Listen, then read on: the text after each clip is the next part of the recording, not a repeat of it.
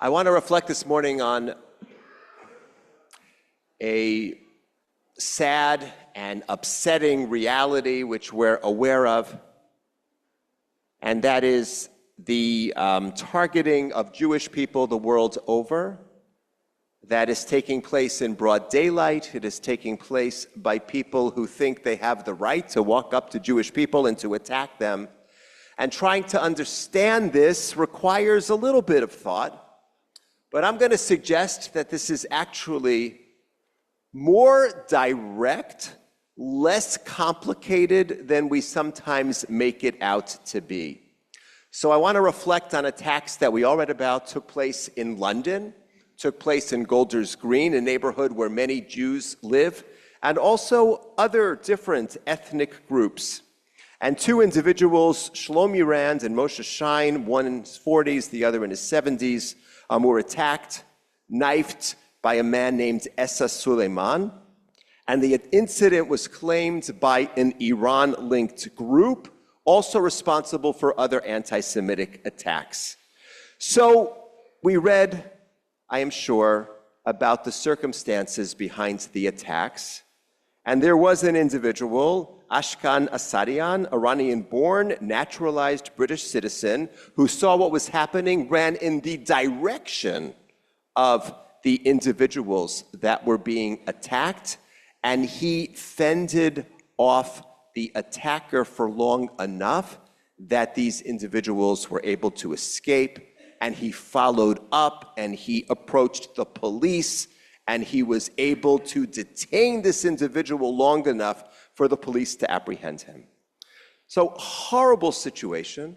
Prime Minister of England spoke about it, said that this is in addition to, I'm just going to read it off because it's remarkable, the extent of it. An arson attack in Hendon, an attack on the Jewish ambulance service Hatzalah, the fireball at Kenton United Synagogue, and the Heaton Park in massacre where two Jewish men were killed in an Islamist attack on their synagogue. And the Prime Minister said Jewish people are scared. They don't feel like they can walk the streets, like they can pray safely. So I saw a number of responses, including that one, and I saw another one, an individual who said, we, the British people, owe a lot to the Jewish community. After all, for centuries, they have been leaders in medicine. They have been leaders in business. They have contributed so much. And I have to tell you that as I saw this individual giving that response, which he meant to be supportive, and I believe that, I found myself getting very angry. Why?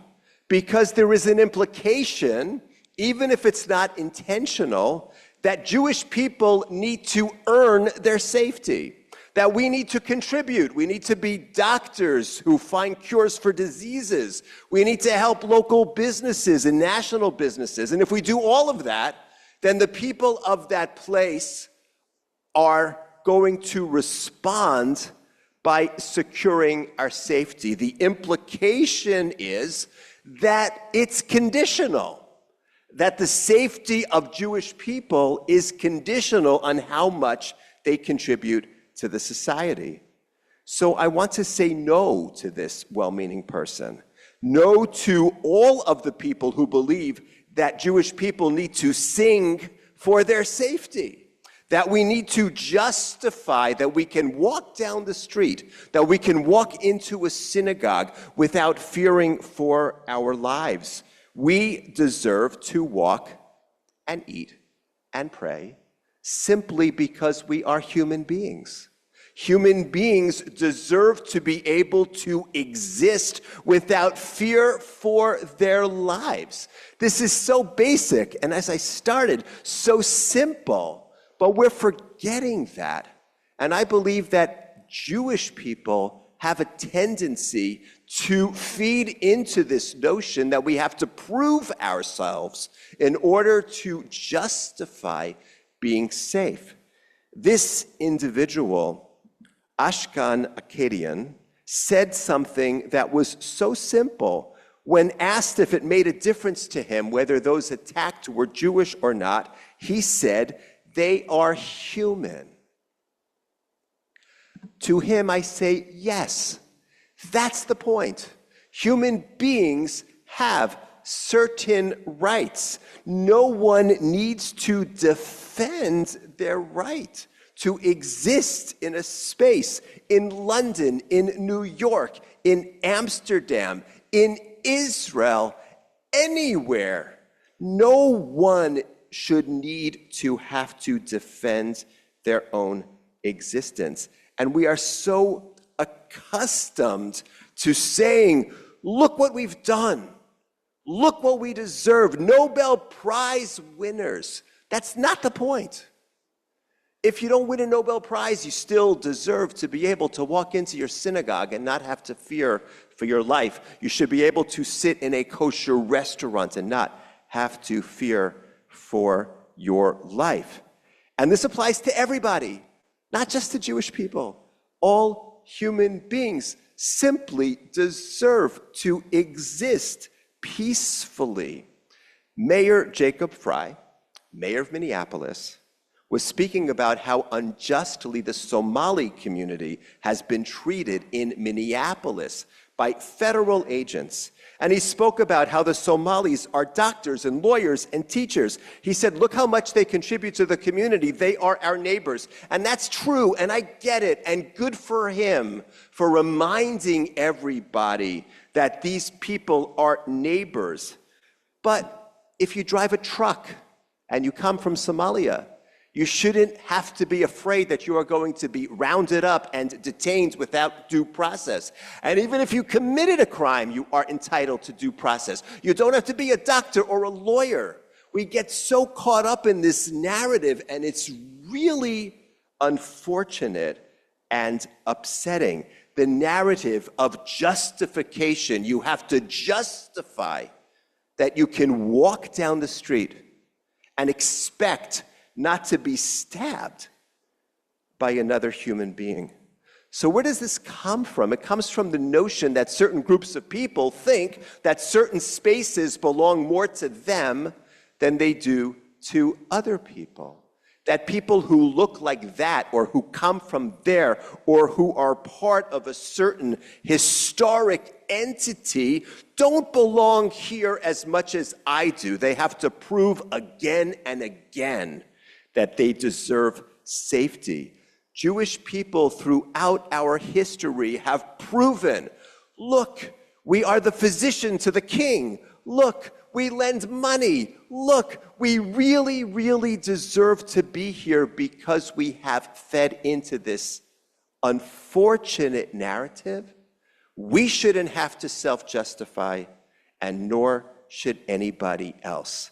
Now, to be fair, this morning's Torah portion has a lot of conditions. God says, if you do this and if you do that, then I will take care of you. Ushechavtem ve'ein machrid. Then you can exist and not have to be afraid. But here's the difference.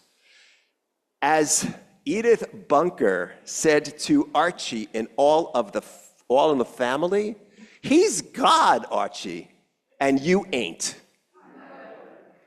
If God wants to come up with conditions, if God is going to keep score, we can have an argument over whether we like that or not. But human beings don't get to keep score that way. We don't get to decide that because you do this and that, you deserve to exist with basic safety, with basic security.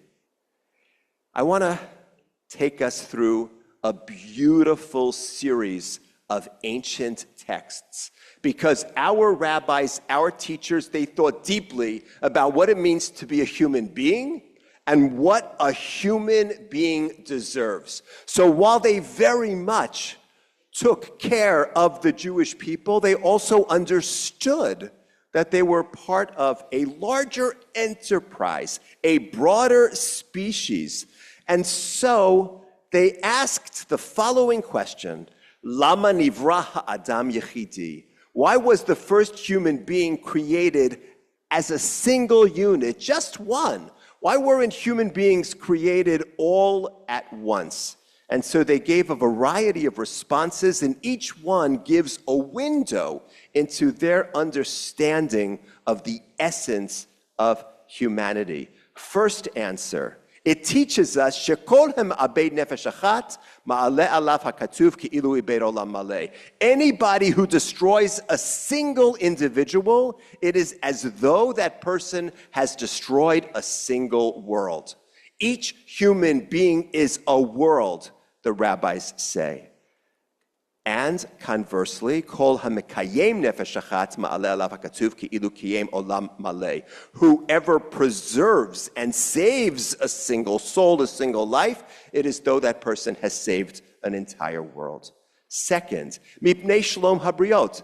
The reason that human beings were created, just one at the beginning, was so no one could say, Abba gadol me'avicha. My father is greater than your father. The idea was we're all in the same boat. We are all equal. One human being created, no hierarchy. We can't say to each other, I am greater than you by virtue of my lineage. And then the last thing, lehagid gedulato shel HaKadosh Baruch Hu. So this is to show us the greatness of our Creator, of the Holy One. Because a human being, when they're creating and they take a stamp, every single thing that they stamp is the same. You make coins, each coin is exactly the same. However, God stamped each human being with the stamp of the first human, and each one is different. Ein echad mehen domeh lechavero. That is the greatness of God, and that is the greatness of humanity. So put it all together. What does this mean? Every life is infinite. No human being is greater than any other. And diversity is a hallmark of the greatness of God. This comes from our tradition, folks. This is what we carry with us. This is Eitz Chaim. This is the living tree of Torah that we are charged to bring to the world. And the very, very last portion of this. Lefichach, therefore, wrapping it up, kol echad ve'echad chayav lomar, each of us must say, Bishvili nivra ha'olam. For my sake, the world was created. This is a remarkable teaching. This is not that the Jews have to show again and again and again that they deserve to live, and the Somalis need to do it, and people of color and different ethnic groups, and go on and on and on, have to continue to self-justify. Quite the opposite. We all get to live here. We all get to pray here. We all get to eat where we want to eat. We all get what we deserve because the world was created for each of us. And that's the message that we need to continue to share. We defend ourselves because we are humans that deserve the same space on this earth as everybody else. We do the same for other people. The world was created for each of us, as the man who stepped forward risking his life in London said, why did I help? Because they're human. Shabbat Shalom.